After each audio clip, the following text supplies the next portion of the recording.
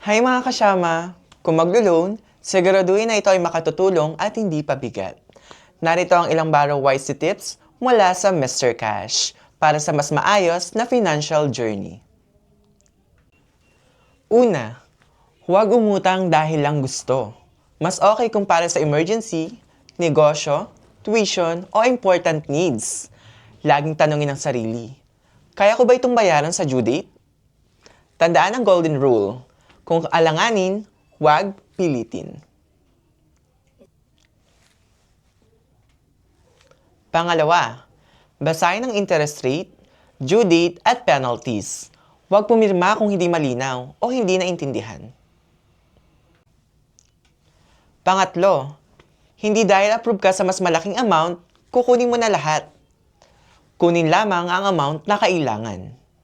Mas maliit na utang, mas madaling bayaran. Okay. Pang-apat, on-time payment results to good record. Mas madali kang ma-approve sa next loan mo. Pang-lima, isang loan lang muna bago kumuha ng panibago.